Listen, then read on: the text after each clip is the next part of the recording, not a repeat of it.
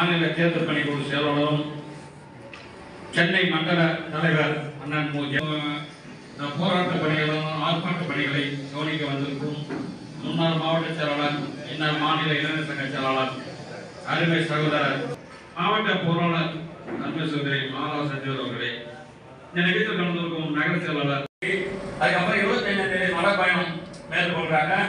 நாளைக்கு ப்ரோக்ராம் போட்டு நம்ம ஊர்ல என்னென்ன வழியா போறாரு, எப்படி அதை ஏற்பாடு பண்ணணுன்றத பின்னாடி பார்ப்போம்.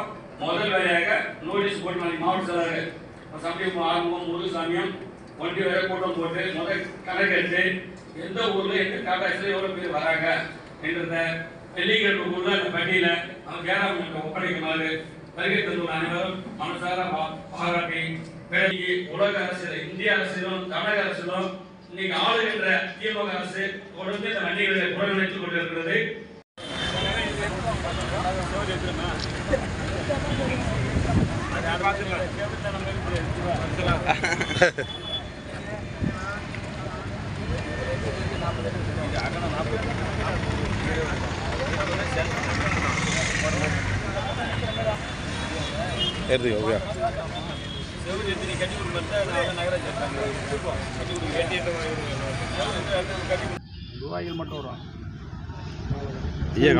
இல்லை நேற்று சொல்லிட்டாங்க ஐயா, மருத்துவர் தலைவர் அன்புமணி ராமதாஸ் கலந்துக்கிற மாநாட்டில் ஆர்ப்பாட்டத்தில் நான் கலந்துக்கிறேன்னு நேற்று சொல்லிட்டாங்க பேட்டியில்.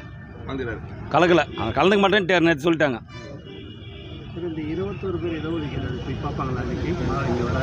21 பேர் தியாகிகளை வர்றாங்க, இந்த ஆர்ப்பாட்டத்தில் கலந்துக்கிறாங்க. அவங்களும் இந்த ஆர்ப்பாட்டத்தில் கலந்துக்கிட்டு குடும்பத்தை சேர்ந்தவங்க கலந்துக்கிறாங்க. அது தெரியல, அது விசாரணை பண்ண சொல்லிக்கிறோம். நாங்களும் செய்தி தொடர்பாளர் பாலு அவர்கள் நேற்று சென்னையில் கொடுத்த பேட்டியில் யார் கண்டுபிடிச்சாங்களோ விரைவில் அதை விசாரணை பண்ணி யாருன்னு கண்டுபிடிக்கணும்னு சொல்லி பாட்டாளி மக்களை சேர்ந்த செய்தி தொடர்பாளர் பாலு நேற்று பேட்டி கொடுத்துருக்குறாங்க. அதை விரைந்து காவல்துறை அதை கண்டுபிடிச்சி தரணும்னு தான் என்னோட கோரிக்கும். அவர் யார் மேலே சந்தேகப்படல. 3 இப்போ அந்த கருவி பொறுத்த வரைக்கும் 10 நாளைக்கு ஒரு தடவை எடுத்து சார்ஜ் போடணுன்றாங்க. அப்போ அவர் இந்த தோட்டத்துக்கு எவ்வளோ நாள் ஆகுது, தொடர்ந்து ஒரு 1.5 மாதத்துக்கு முன்னாடி தான் வந்தார். அன்றைக்கி ஒரு மணி நேரம் அம்மாவை பார்த்துட்டு ஐயா பேசிட்டு கிளம்பிட்டாங்க. அந்த கருவியை பொறுத்த வரைக்கும் தொடர்ந்து 10 நாளைக்கு ஒரு தடவை அந்த கருவியை சார்ஜ் போட்டால் தான் அந்த கருவியை ஒட்டு கேட்க முடியும்னு சொல்கிறாங்க. அப்போ 10 நாளைக்கு ஒரு தடவை யார் போட்டாங்க, அது யார் வச்சாங்கன்றதை விரைந்து போலீஸ் காவல்துறை கண்டுபிடிச்சி தரணும் தான் எங்களோட கோரிக்கும். தொண்டர்கள் மருத்துவ சின்ன பக்கம் தான் 90% தொண்டர்கள். அங்கே இருக்கிறவங்களாம் சதி திட்டம் திட்டுறவங்க மட்டும்தான் அங்கே இருக்கிறாங்க. இன்றைக்கி மருத்துவர் சின்ன அன்புமணி தலைமையில் தான் இன்றைக்கி பாட்டாளி மக்கள் கட்சி தமிழ்நாடு ஃபுல்லாக இருக்குது. உதாரணத்துக்கு 11 பொதுக்குழுக்கு போகணும், எவ்வளோ கூட்டினாங்க, எல்வாய்க்கு யார் இருக்கிறாங்க. அதனால் எங்களோட வழிகாட்டி மருத்துவர் ஐயா தான், தலைவர் மருத்துவர் சின்னையா தான். தேர்தல் கமிஷனில் என்னென்னா, அன்று கிட்டத்தட்ட 2022 பொதுக்குழு பாட்டாளி மக்கள் கட்சி பொதுக்குழு தேர்ந்தெடுக்கப்பட்ட மருத்துவர் அன்புமணி ராமதாஸ் தலைவராகவும், பொதுச் செயலராக வடிவேல் ராமன் அவர்களும், பொருளாளராக திலகபாமா அவர்களும், ஒரு பொதுக்குழு கூட்டுற அதிகாரம் தலைவருக்கோ பொதுச் செயலாளர் மட்டும்தான் என் கட்சி பயிலால் இருக்குது. அந்த 2 பொதுக்குழு, அந்த பொதுக்குழு கூட்டுற அதிகாரம் தலைவரும் பொதுச் செயலாளரும் மருத்துவர் சின்னையிட்ட தான் இருக்கிறாங்க. அதே போல் அன்றைக்கி எடுத்த 108 மாவட்ட செயலாளரும் மருத்துவர் சின்னையா கூட தான் இருக்கிறாங்க. உதாரணத்துக்கு பார்த்திங்கன்னா இன்றைக்கி 5 சட்டமன்ற உறுப்பினர் தேர்தல் கமிஷன் எதை பார்ப்பாங்க, யார் அதிகமான எம்எல்ஏ இருக்கிறாங்கன்னு பார்ப்பாங்க. அந்த அடிப்படையில் மருத்துவர் சின்னையிட்ட 3 சட்டமன்ற உறுப்பினர் இருக்கிறாங்க.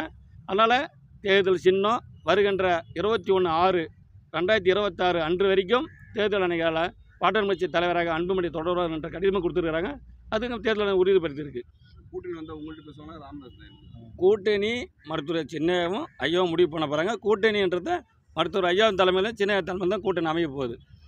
தொடர்ந்து பாமக நிறுவனர் நான் தான் தலைவர். இது பொதுக்குழுவில் அவர் நிறுவனர், இந்த கட்சி வழிகாட்டி அவர் தான் நிறுவனர்.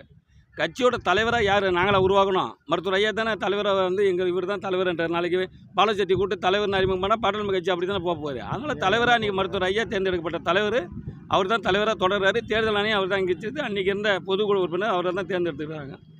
சரி, இப்போ சட்டமன்றத்தில் 3 எம்எல்ஏ சபாநாயகர் என்ன சொன்னார்னா, நாங்கள் 3 சட்டமன்ற உறுப்பினர் நேரில் போனோம். காரணம் என்னன்னு கேட்டால், சேலம் மேற்கு தொகுதி எம்எல்ஏ அருளை அடிப்படை உறுப்பினர் நீக்கிட்டார் தலைவர் அன்புமணி. நீக்கின பிற்பாடு அவர் பாட்டாளி கட்சி கொறடாவாக இருந்தார். அப்புறம் கட்சியிலேருந்து நீக்கப்பட்டவரை கொறடாவாக சட்டமன்றத்தில் அங்கீகரிக்க முடியாது. அந்த காரணத்தினால அடுத்த நாளே என்னை கொறடாவாக நியமித்து 3 சட்டமன்ற உறுப்பினர் போயிட்டு அந்த கடிதத்தை சபாநாயகர்கிட்ட கொடுத்தோம். சட்டப்பேரவை செயலர்கிட்டும் கொடுத்துருக்குறோம்.